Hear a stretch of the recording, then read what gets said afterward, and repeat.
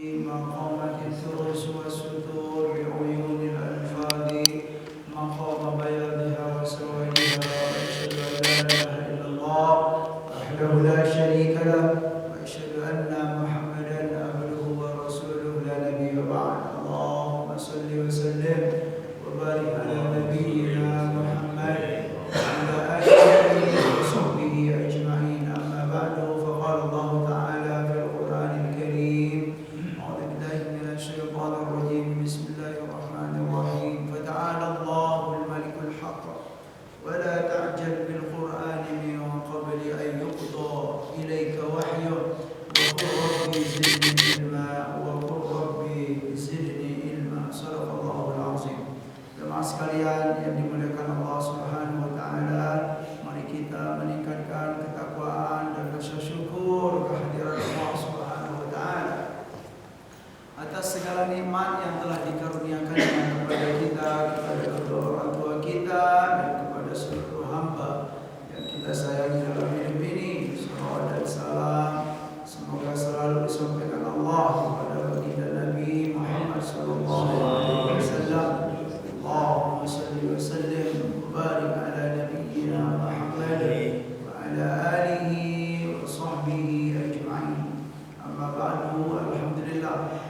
Alhamdulillah, dengan izin Allah hari ini kita bisa bertemu kembali untuk melanjutkan kajian kita, yaitu pembacaan kitab Riyadhus Shalihin min kalami Sayyidil Mursalin sallallahu alaihi wasallam. Di pertemuan yang sebelumnya kita sudah mendengarkan yaitu kisah atau hadis riwayat yaitu tentang yang disampaikan oleh Anas, ya, tentang siapa Pak? Tentang Abu Thalhah, putranya yang meninggal, ya. Kemudian mereka bersabar, kemudian lahir anak yang baru, kemudian yang baru itu apa, ditahnik oleh Rasulullah. Sampai di sana Pak ya? Saya teringat begitu kalau nggak salah. Ya, di sini itunya ada.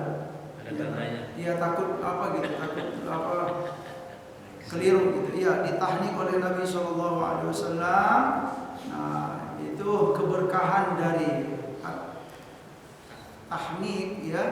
Apa disampaikan oleh qala Ibnu Uyainah, faqala rajulun minal ansar fara'aitu tis'ata auladin, ya, tis'ata auladin kulluhum qad qara'ul qur'ana, yakni min auladi Abdillah al-Maulud. Jadi putra Abu Thalhah yang baru lahir tersebut, kemudian dia besar, tumbuh, ya, remaja dewasa, kemudian disaksikan oleh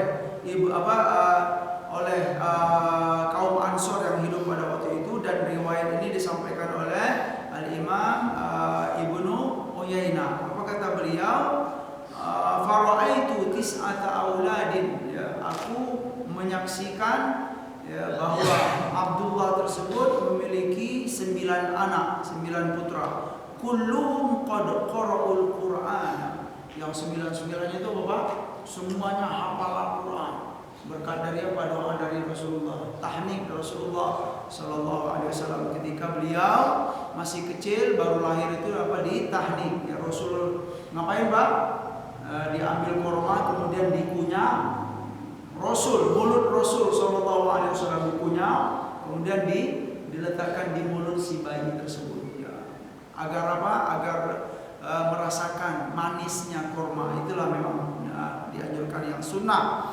Ya, tentu kalau di rumah kita saat kelahiran sedang tidak ada korma, gitu loh, bisa dicari yang lain, itu maksudnya teh manis. Iya, yang penting yang manis-manis. Jangan sampai yang pedas-pedas Pak, ngasih bakwan langsung gitu kan. Ya, ke anak baru lahir langsung kasih bakwan. Oh, jadi kaget gitu. Jangan, yang manis-manis. Kurma atau madu yang muda-muda, alhamdulillah gitu, yang banyak di kita. Iya, itu termasuk ajaran yang dianjurkan oleh Nabi sallallahu alaihi wasallam. Iya.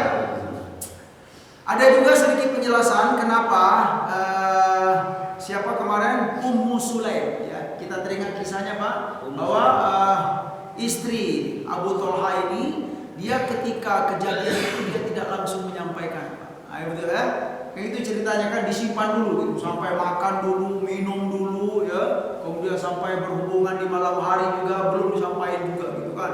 Akhirnya baru disampaikan. Ini juga dianalisa oleh para ulama, itu salah satu bentuk atau contoh istri yang mengerti akan keadaan. Istri yang pintar, yang cerdas, yang bisa melihat kondisi. Kapan saya bisa bercerita kepada suami gitu loh Pak ya? Kapan melihat kondisi, itu dia. Ya, kecerdasan siapa ini? Ummu Sulaim dalam kisah tersebut. Dan itu bisa kita jadikan contoh untuk zaman sekarang. Ibu-ibu ya kan? Jangan ya bapak baru pulang kerja capek-capek gitu kan. Langsung baru nyampe di rumah langsung dihadapin. Pak ini tagihan ini Pak gitu. Waduh, jangan begitu. Ya Pak ya. Tunggu dulu gitu ya. Itu real dalam kehidupan kita ya kan. Ya, tunggu dulu ya. Pas suami masuk rumah ngapain Pak? Buat dulu air gitu, ngapain gitu Pak ya. Kemudian buat gorengan dulu lah. Duduk dulu Pak gitu kan, nyantai dulu. Nah, sudah itu baru disampaikan ini gitu ya Pak ya.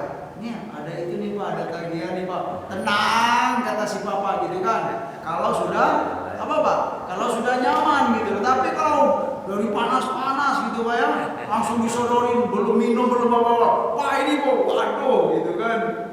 Gitu rasanya gimana? Nah itu dari riwayat ini katakan juga begitulah ya, di antara perlakuan atau sikap yang baik dari Ummu Sulaim, istri yang cerdas. Istri yang bisa melihat keadaan suami, yang pintar melihat kondisi-kondisi. Kapan saya bisa bercerita kepada suami? Kapan saya bisa menyampaikan ini? Begitu juga ya dengan masalah-masalah yang ada dalam keluarga, harus pintar-pintar. Ummu Sulaim ya, radhiyallahu anha. Gitu sedikit kisah atau istilahnya petikan-petikan yang hadis ini sudah kita sampaikan di pertemuan yang lalu. Baiklah jamaah sekalian yang dimuliakan oleh Allah Subhanahu wa taala. Hari ini insyaallah kita akan membacakan hadis yang baru. Bismillahirrahmanirrahim. An Abi Hurairah radhiyallahu anhu anna Rasulullah sallallahu alaihi wasallam qala laisa syadidu bis-sur'ati innama syadidu alladhi yamliku nafsahu 'indal ghadab. Ya. Muttafaqun alaih ya, Al-Bukhari wa Muslim wa Ahmad ya, rahimahumullah. Ini hadis singkat tetapi sangat bagus sekali untuk kita jadikan pedoman dalam hidup ini. Apa kata Nabi? Nabi menyampaikan tentang orang yang kuat dan kokoh itu Pak. Orang yang yang perkasa kata Nabi sebenarnya itu bagaimana? Iya, kata Nabi laisa syadidu. Asyadid itu orang yang kekar perkasa lah begitu. Tetapi yang kekar dan kuat serta perkasa dalam Islam itu laisa syadidu bis-sur'ati ya. Bukanlah orang yang kuat itu dengan as-sur'ah. Sur'ah yasra'u itu Pak, sur'ah itu ya kalau bahasa kitanya yang suka menyerang orang sampai jatuh. Samson. Iya, misalnya gitu kan. Jadi maksudnya ini sedikit nyentuh gitu. Kuat sekali bapak ini gitu kan. Bukan begitu ya. Jadi maksudnya di sini bukanlah kekekaran dan keperkasaan dalam Islam itu dengan otot-otot yang gede gitu. Tidak. Yang mana dengan otot tersebut biasanya kita itu memang mudah sekali ya menjatuhkan orang, itulah as-sur'ah. Tetapi kata Nabi kita sallallahu alaihi wasallam, innamasy-syadidu, sesungguhnya asy-syadid yang kokoh dan yang perkasa itu adalah siapa? Kata Nabi sallallahu alaihi wasallam, alladzi yamliku nafsahu 'indal ghadab, yaitu orang yang yamliku nafsahu. Yamlik itu bisa menguasai, bisa mengontrol apa yang ia kuasai, apa yang ia kontrol. Nafsahu, dirinya. Kapan ia bisa menguasai dirinya? Indal ghadabi, ya ketika dia marah. Orang kan kalau udah marah itu gimana gitu Pak ya? gelap rasanya, ya.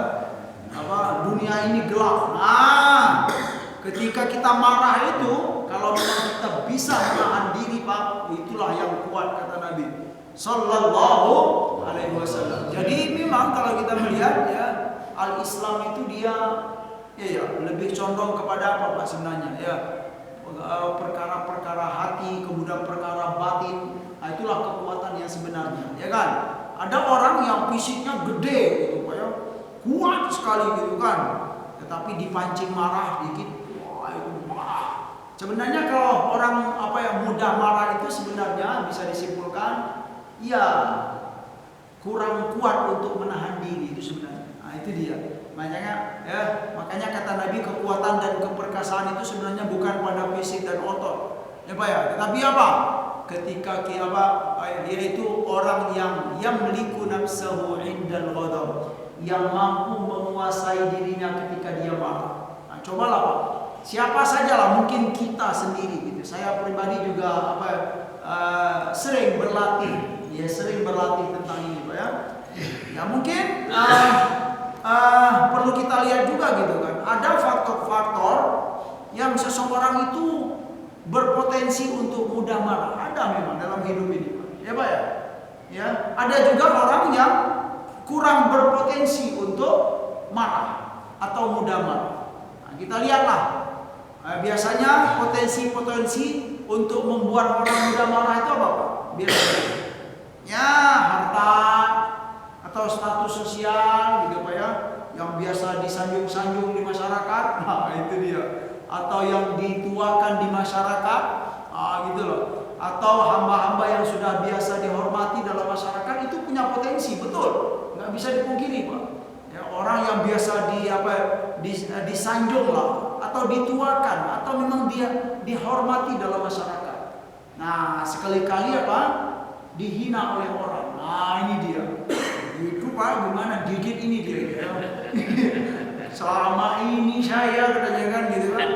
Selama ini gitu kan dipuji-puji orang, kok tahu-tahu hari ini saya dihina-hina. Wah, itu potensinya gede sekali. Iya, termasuk juga siapa, Pak? Ya, kayak para kiai ini, kayak para ustadz ini gitu ya.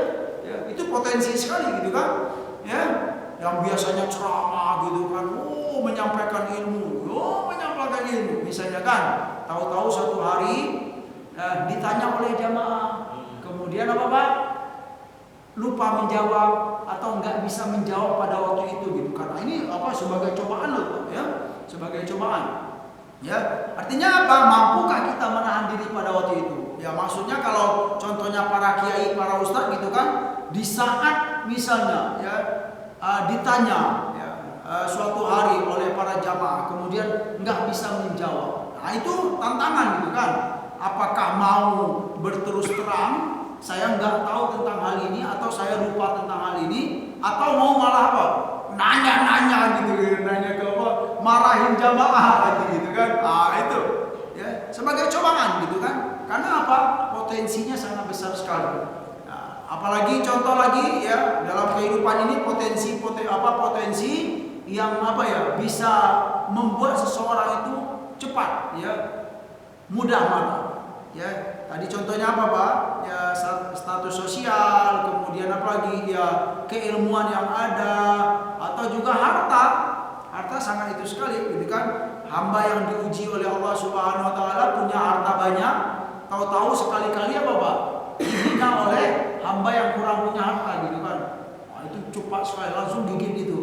Gigit gigi dia begitu, Pak, ya. Siapa kamu? Gitu dia. Siapa kamu, gitu kan? Saya ini gitu kan, yang nggak pernah kurang dalam sisi keuangan misalnya. Terus terang begitu, ya Allah, itu potensi-potensi untuk marah. Jadi sebenarnya kenapa potensi-potensi ini perlu juga untuk kita untuk kita ketahui dan kita ingat-ingat agar kita itu istilahnya nggak terperangkap.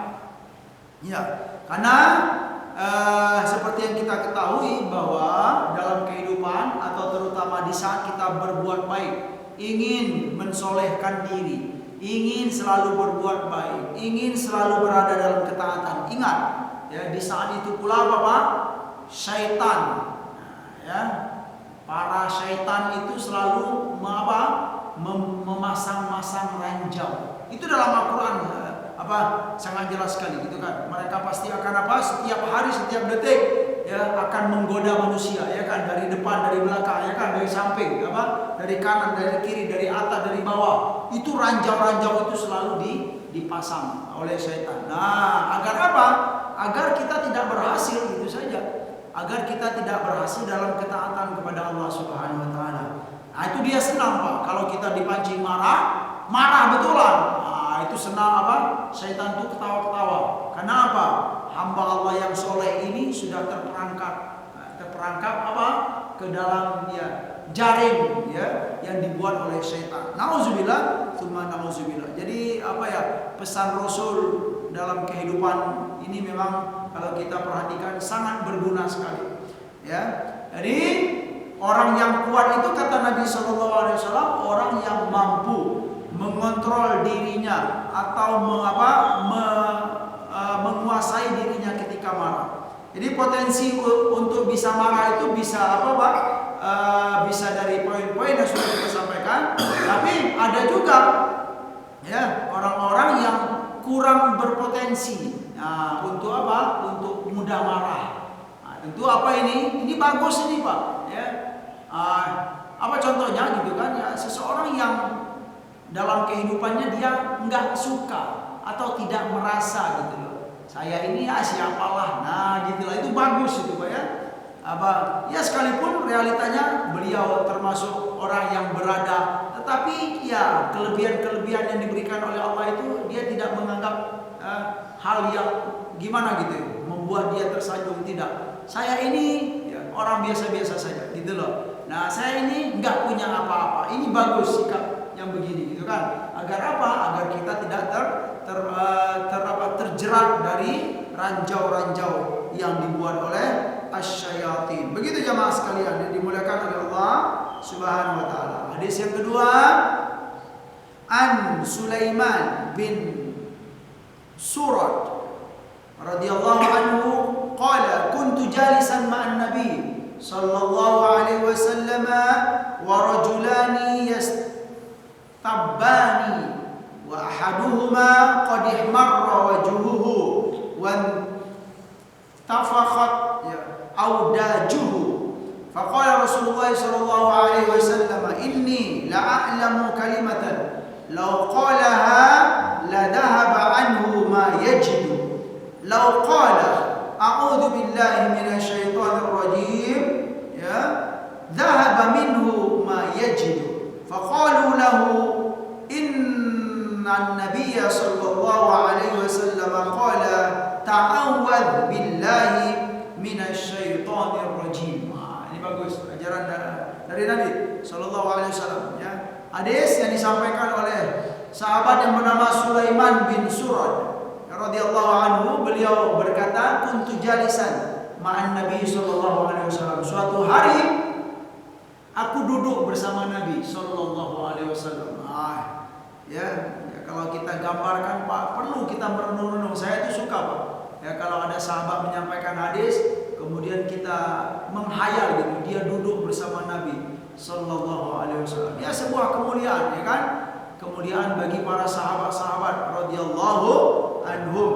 Kuntu jalisan ma'an Nabi sallallahu alaihi wasallam. Suatu hari aku duduk bersama Nabi sallallahu alaihi wasallam. Ketika itu ada dua orang yang sedang bertikai, yastabani, ya, atau yang saling bertikai dan saling mencela gitu, maki-maki gitu dia. Ada dua orang. Wa ahaduhuma, dan salah satu dari yang dua itu qad ihmarra wajhuhu. Salah seorang di antara yang dua itu qad ihmarra wajhuhu. Wajahnya merah.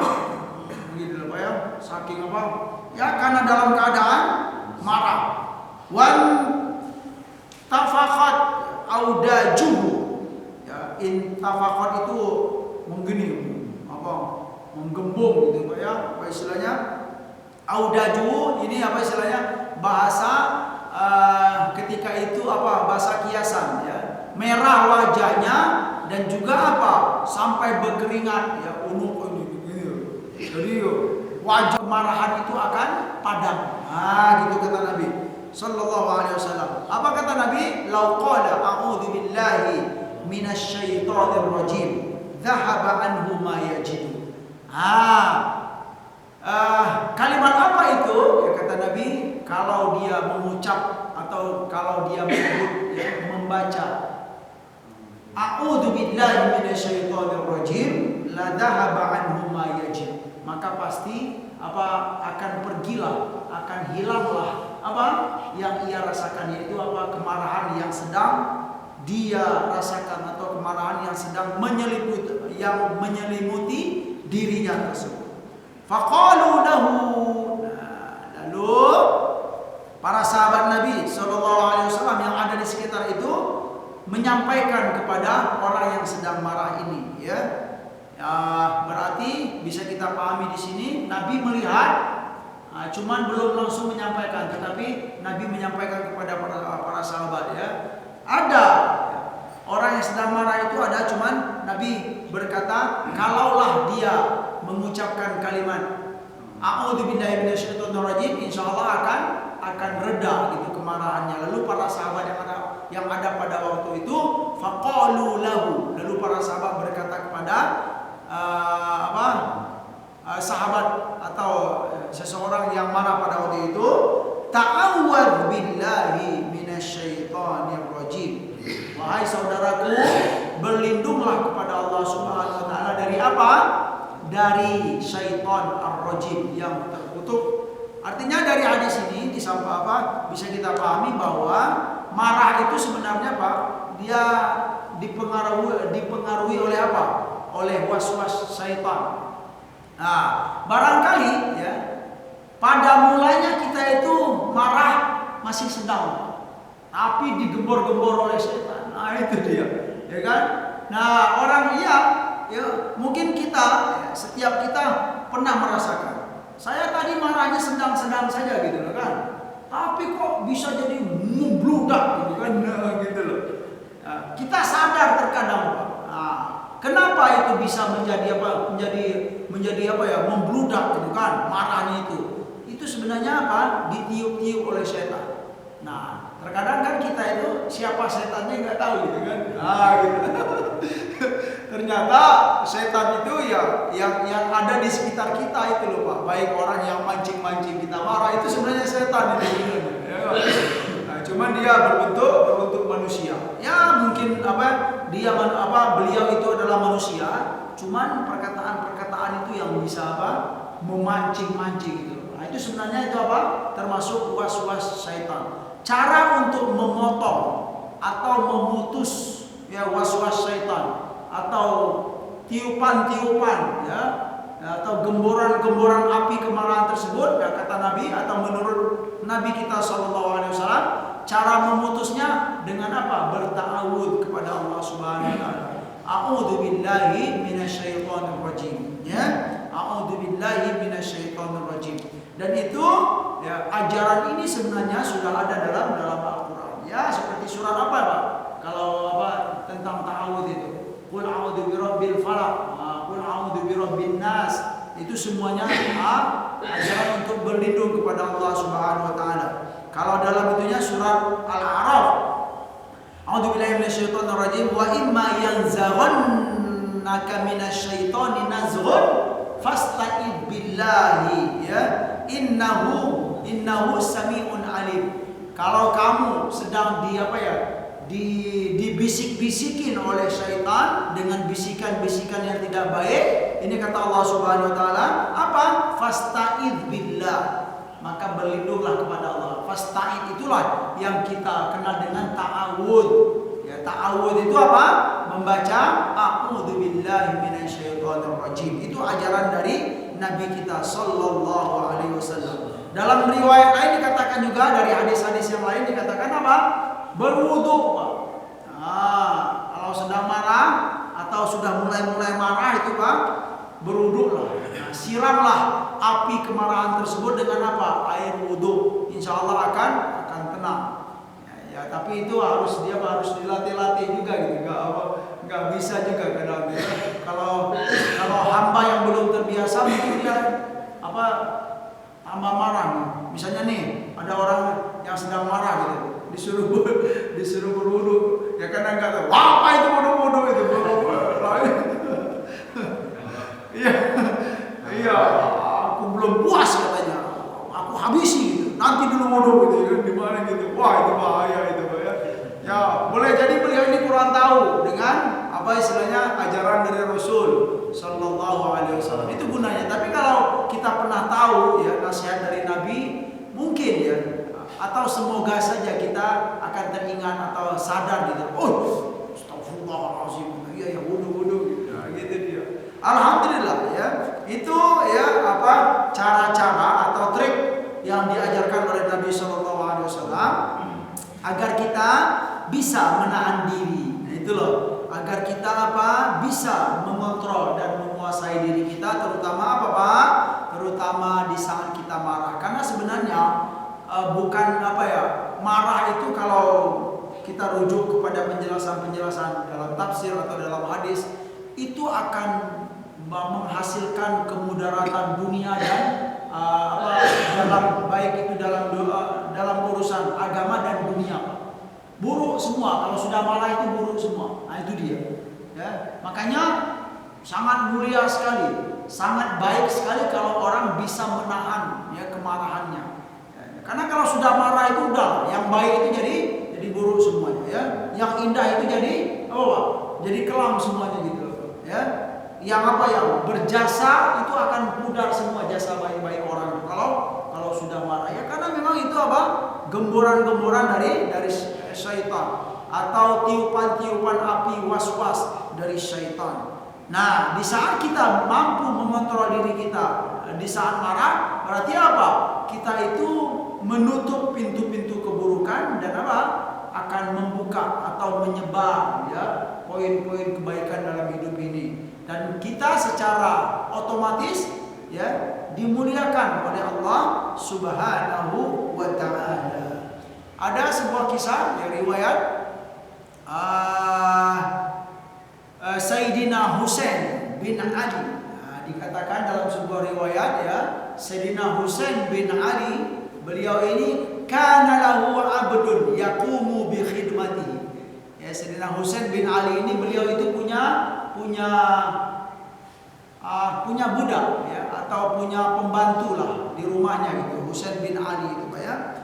Suatu hari pembantunya ini sudah siap untuk menyiapkan istilahnya bejana atau cangkir besar untuk beliau ini bersuci atau berwudu ya. Dihadapkan gitu loh, istilahnya air untuk berwudu, air untuk bersuci oleh pembantunya ini ember. Ember. Iya kayak ember lah atau panci besar gitu dihadapkan. Siap berwudu, oke berwudu.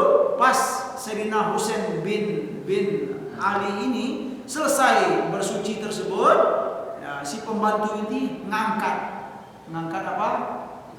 ember tersebut atau bejana tersebut. Pas ngangkat itu gitu loh tersandung sininya gitu giginya gitu sampai pecah, fakasaraha. Dalam riwayat dikatakan mau gimana itu ya, pembantu seolah-olah gimana ya, menyakiti ya kan istilahnya. Kalau di kitanya pembantu dan majikan gitu ya. Kira-kira gimana sampai pecah gigi itu sampai istilahnya sampai retak lah begitu diriwayatkan.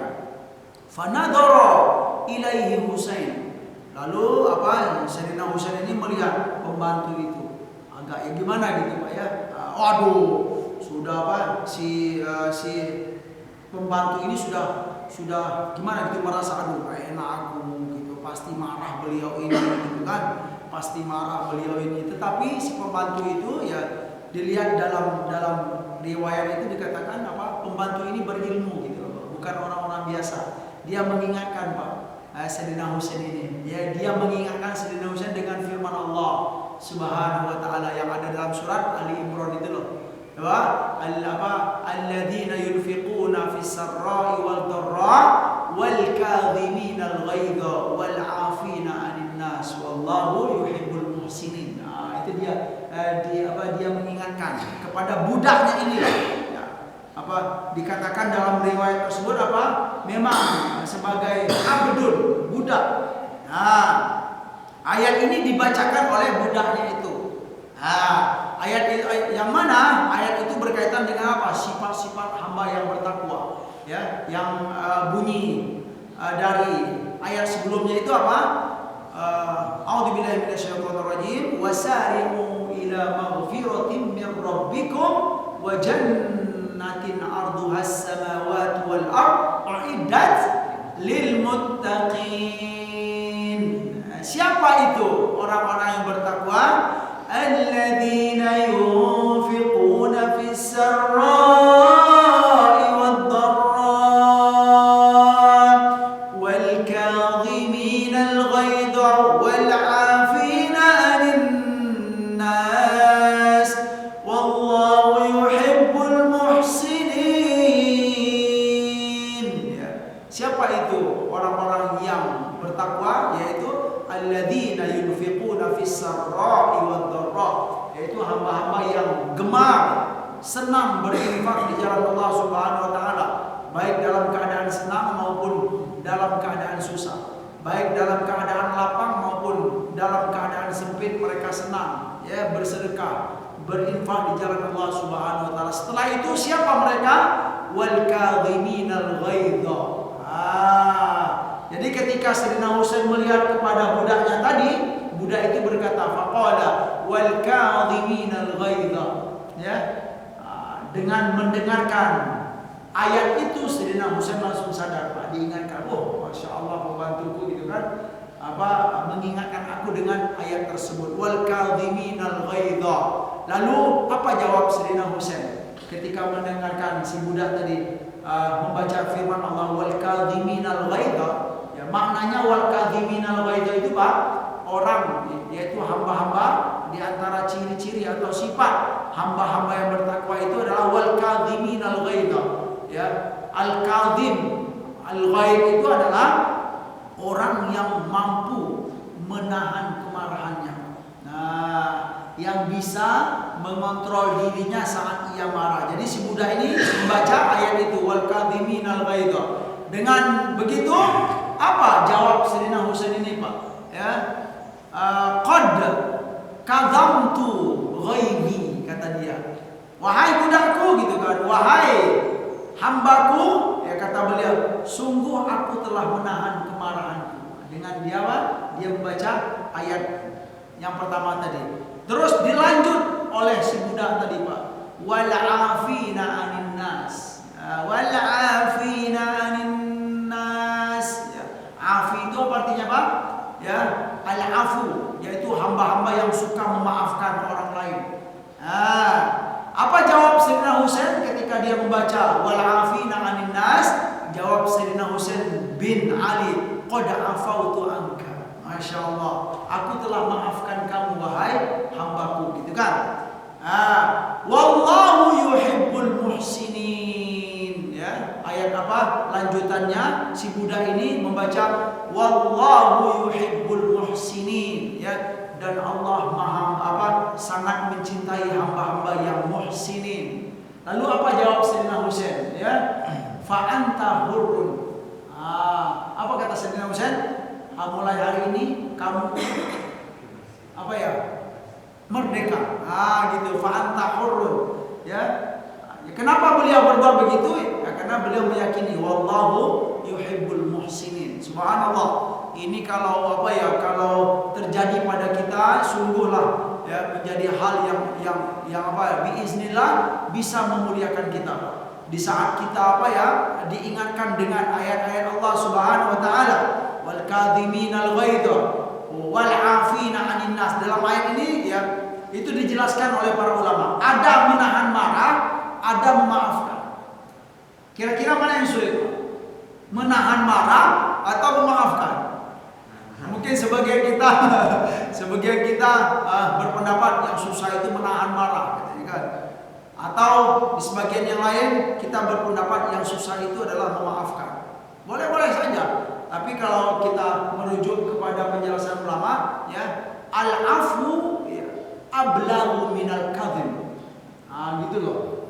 memaafkan itu lebih ablah, lebih lebih berbobot, lebih berat daripada hanya menahan saja. Tetapi sebenarnya dia harus berkaitan Pak ya, sebenarnya Pak ya. Orang yang bisa memaafkan itu biasanya dia bisa menahan dirinya, gitu loh. Tapi mungkin juga ada orang yang semulanya dia tidak menahan diri. Boleh jadi tipe-tipe orang kan beda-beda, ya Pak ya. Ada orang yang ketika marah dia nggak bisa nahan marah, boleh jadi gitu kan. Habis-habis marah, bok gitu ya. Tapi setelah marah itu dia cepat memaafkan. Kan ada juga ya. Mungkin Pak Haji termasuk begitu ya.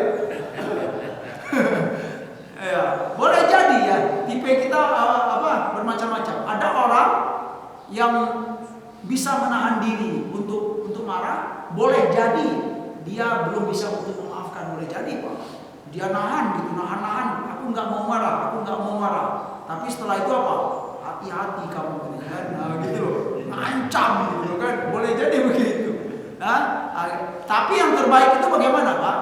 Bisa menahan diri, kemudian apa? Wal afina 'anil nas, wal kadhiminal ghaidha wal afina 'anil nas.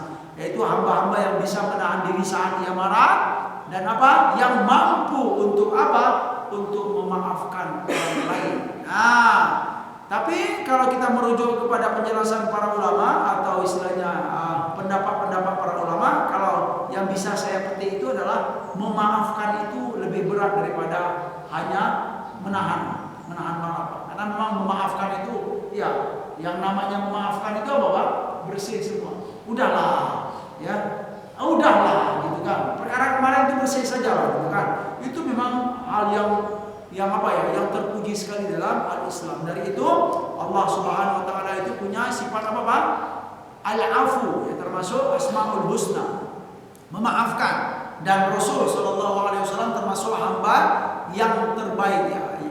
Bisa kita pastikan ya, hamba yang terbaik dalam perkara memaafkan. Bagaimana Rasul sallallahu alaihi wasallam ya beliau mampu untuk berbuat baik kepada orang yang tidak berbuat baik kepada beliau ya, dan beliau mampu untuk menyambung silaturahmi kepada orang yang memutuskan silaturahmi. Dari itu beliau berpesan kepada kita ya kan, silman qata'aka wa ahsin ila man asa'a ilaik, kata Nabi sallallahu alaihi wasallam ya.